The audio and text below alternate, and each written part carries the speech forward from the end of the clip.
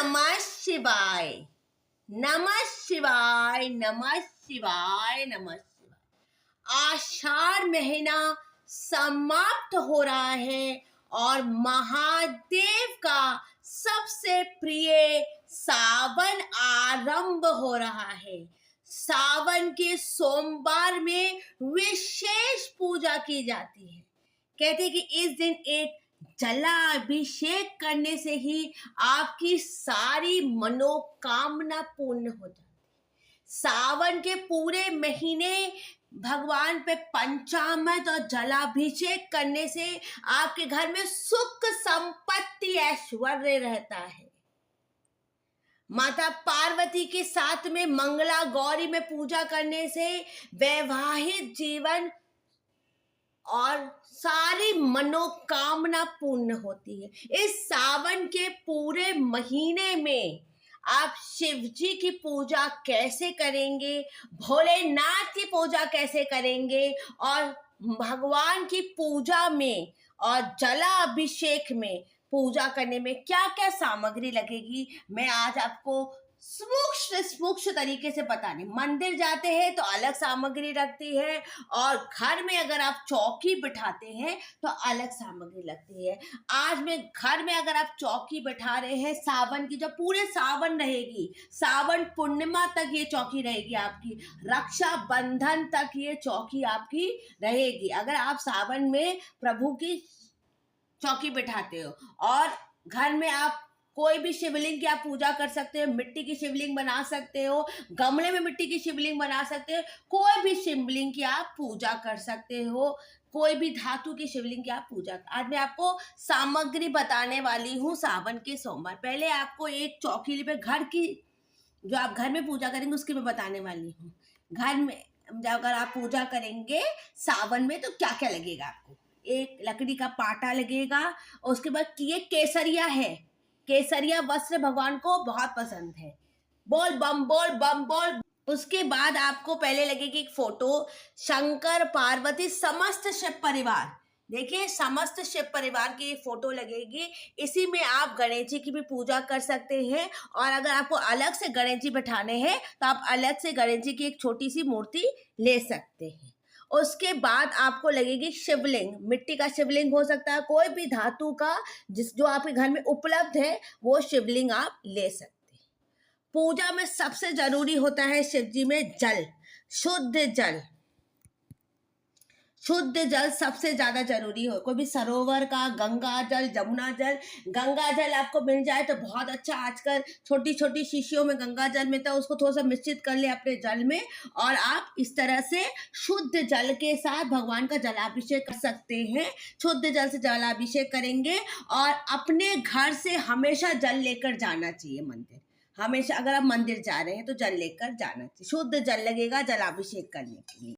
इसके बाद आपको लगेगा पंचामृत, पंचामृत लगेगा। पंचामृत किससे बनाया जाता है?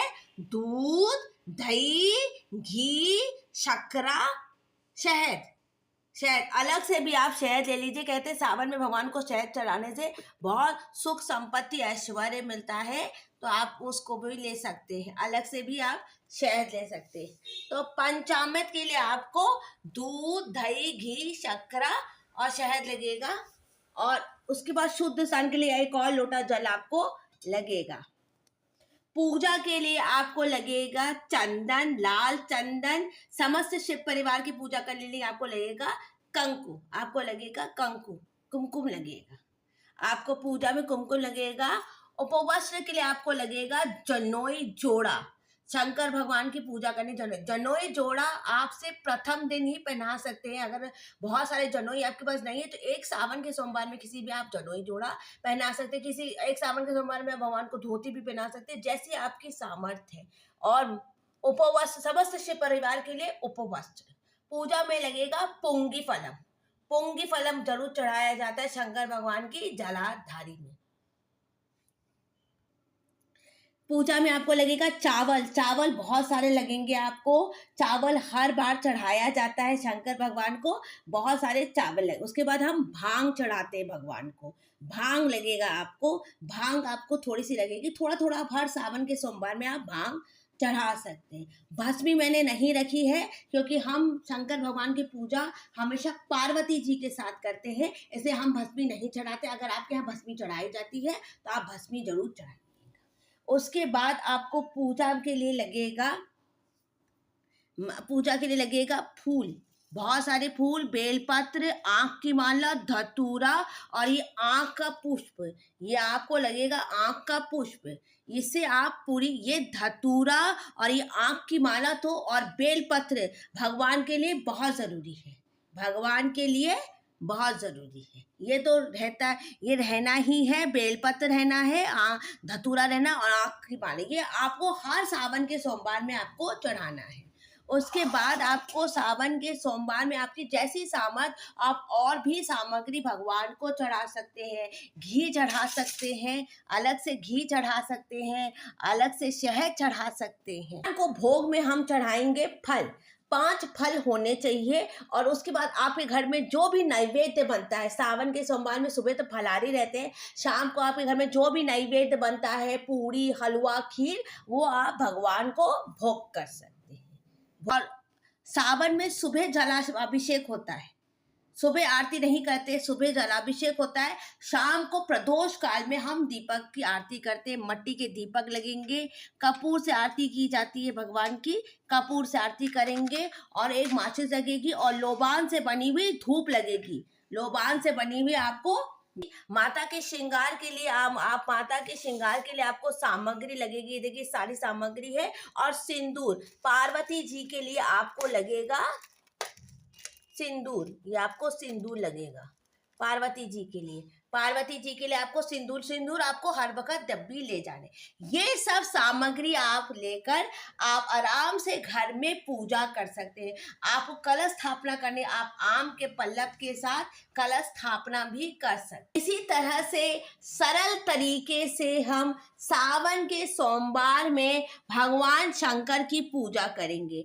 आप रुद्राभिषेक भी कर सकते हैं, आप अलग अलग जल भी चढ़ा सकते हैं, जैसे गंगा जल, गन्ने का रस, अलग अलग रस से भी आप रुद्राभिषेक कर सकते हैं। घी के परिमाण बढ़ा सकते हैं, आप शहद बढ़ा सकते हैं, बहुत जैसी आपके घर में आपकी मान्यता हो वैसे आप इसी तरह सामग्री के साथ आप सरल तरीके से सावन के सोमवार में शंकर भगवान की आराम से पूजा कर सकते, एकदम सरल तरीके से पूजा आप कर सकते हैं सावन के सोमवार में। अब इस वीडियो को यहीं पर मैं एंड करती हूँ। कृपा करके मेरे चैनल को लाइक कर दे, सब्सक्राइब कर दीजिए। और कोई टूटी हो गई हो या कोई सामग्री मैंने छोड़ दी हो, कृपा करके क्षमा कर दे। और ऐसे और बहुत सारे वीडियो देखने के लिए कृपा करके मेरे चैनल को सब्सक्राइब कर दे। जय श्री कृष्णा, राधे, बम बम बम बम बम बम, भोलेनाथ की जय हो।